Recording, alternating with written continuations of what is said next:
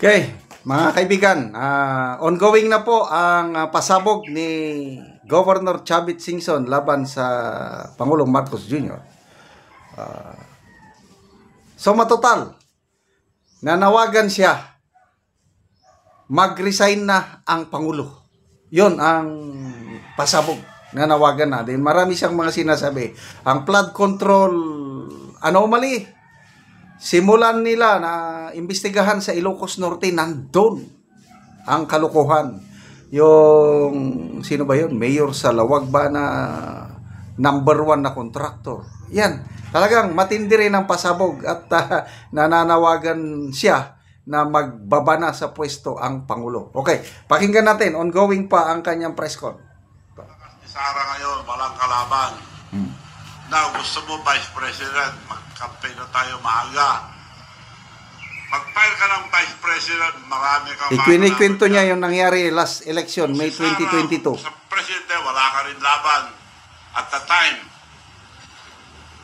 So, ang suggestion ko, mag-file muna tayo for President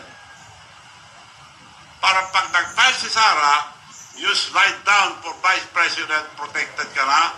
And I have the leverage to talk to Mayor Inday Sara na ikaw ang Vice President, protected ka na. Palakpakan lahat sila. Thank you, Manong, sabi niyo. Okay, COVID pa, bawal pa lumabas. Nakahingi ako ng permit. Meeting, konti lang ang pwede. Hindi pwede malaking meeting. Ang ginawa ko, being the President of the Mayor's League, regional. Kaya humingi ako muna ang pamanhin at patawad sa mga mayors. Kinausap ko na nakumbinsi. Dahil parang nabudol tayo. Alam mo, sabi ni BBM, Manong, ang swerte ko, ikaw presidente ng Mayor's League. Nung tumakbo ko noon, malaban lang ako sa mayor. Ngayon, puro mayors ang minibid natin. Region by region, region by region, region by region. Pinasyalan namin lahat ng region. Wala siyang gastos.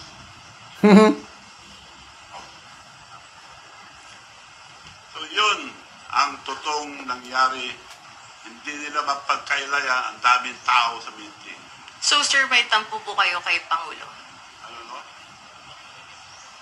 Ang ayaw ko lang na ginawa niya, alam nyo, hindi ko inintindi mga insultong ginawa sa akin.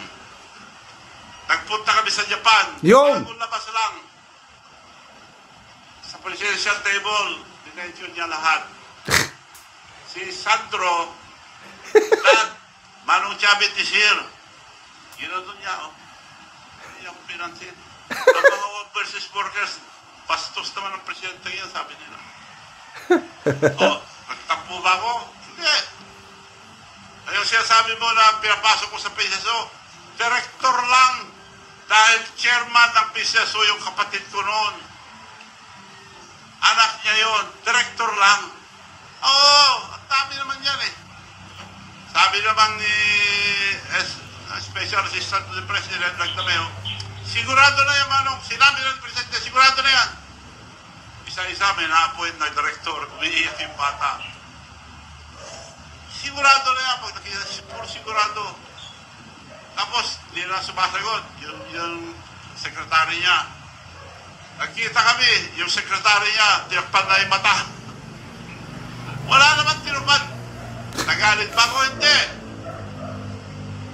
Director lang. Ang laki na itulong ko sa kanya, hindi siya presidente, kundi dahil sa akin. Bakit ako galit? Bakit ako galit sa kanya ngayon? Nung pinalis natin ang mga bases dito sa Pilipinas. Yun. It was approved by the Senate. Pagpunta niya sa States, pinabalik niya lahat, dinagdagan pa. Correct. At para tayong dinadala sa kumuno eh. Correct. Alam niya na magkakagera ang China and Taiwan. Sabi ng China, we never invaded any country but Taiwan, we have to get it because it's ours. Binigyan sila ng 5 years. Ang Amerika, wag, laban tayo. Pag kayo bumayag, laban tayo. Pagkagaling ang presidente natin doon, Binigay agad ilang beses. Ang dami. Kung matuloy yung away nila, sinong bubugin? Tayo. Ngayon, iniinis pa niya ang China. Anong laban natin sa China? China is our neighbor. China is our friend. China is helping us a lot. Mabuti nga, tubig lang kinakanyon nila eh. May karapatan din sila doon dahil ang dami nag-reclaim, hindi lang tayo. Vietnam at ibang country. It should be diplomatic. Kausapin niya lang. Sosyo na lang tayo dyan. She should stay neutral. As a leader, he should stay neutral. Agree ako niyan, agree. Bakit kumampi ka agad? Di pinapahamak tayo. Yes, yes. Magkahapon pa. Mali yun. Sir, last na on my part, kayo po ba ay makikilahok o magbibigay ng suporta sa rally sa September 21?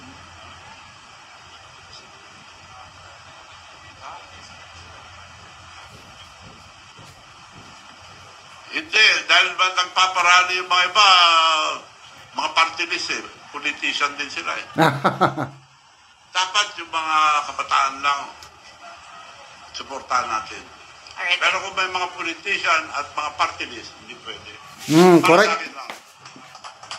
Correct. Magandang hapon po, Liza Bonzo from Billionaire News Channel. So sa kasalukuyan po ay pinamumunuan niyo po yung Louis Chavot Singson o LCS Group of Companies na sa kasalukuyan po ay may 12 kumpanya. At ngayon po, ayon po sa mga pagsusuri, napag-alaman din po namin na konektado po ito sa isang construction firm na Satrap Construction Corporation na parang binaliktad lang po na partas ng ibig sabihin daw po ay provincial governor.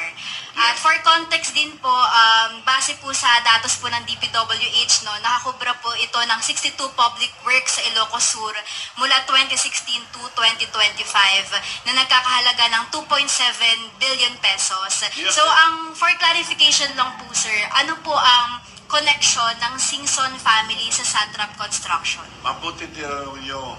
Wow.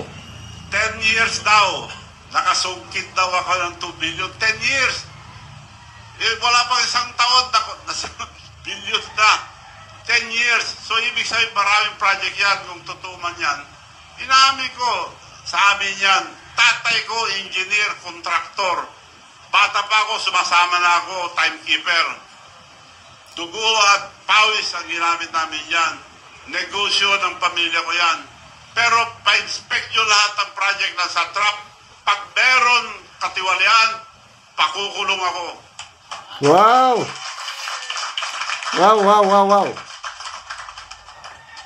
Thank you po. Galing. Balikan ko lang po yung tanong.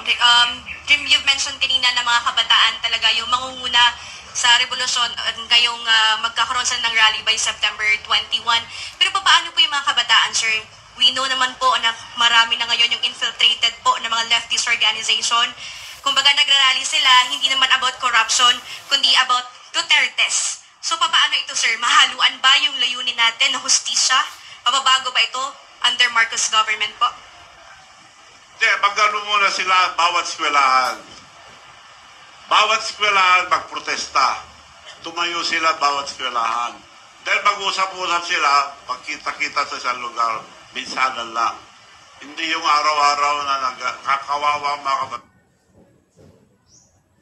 Okay, so nawala ng signal. Anyway, kanina sa umpisa ng kanyang press statement, klinaro na dapat bumaba na ang Pangulong Marcos Jr.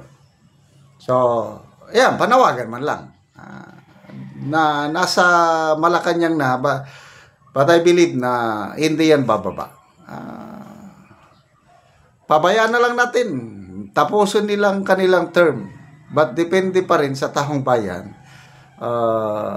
Sana hindi mangyari sa atin yung sukdulan na bitaw ang galit ng taong bayan na magresulta kagaya ng Nepal and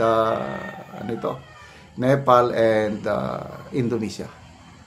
So, Mga kaibigan, salamat sa inyong pagsubaybay sa ating channel. Nakakatulong kayo ng malaki sa tribong Talandig ng Bukidnon. Sweldo natin, pantulong ito sa tribo. Namimigay tayo ng mga yero, pako, para makapagpatayo itong tribo ng mas maayos na tahanan. Panoorin nyo ang video na ito. Namogero. Okay, salamat anay nag-sponsor.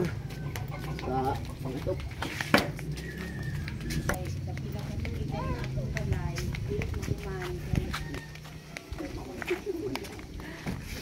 Okay, nakabot na dire.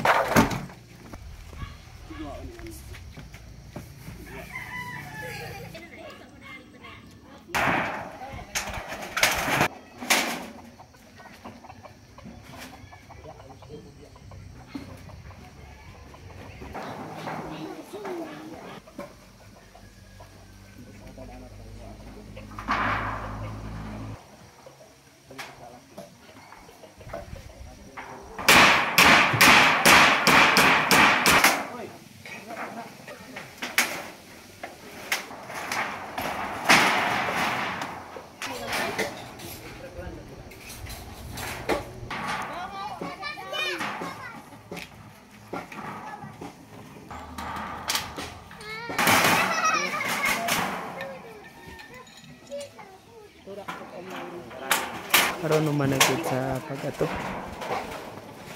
Hindot na gid nga tanawon. Sa nag-sponsor anay Sin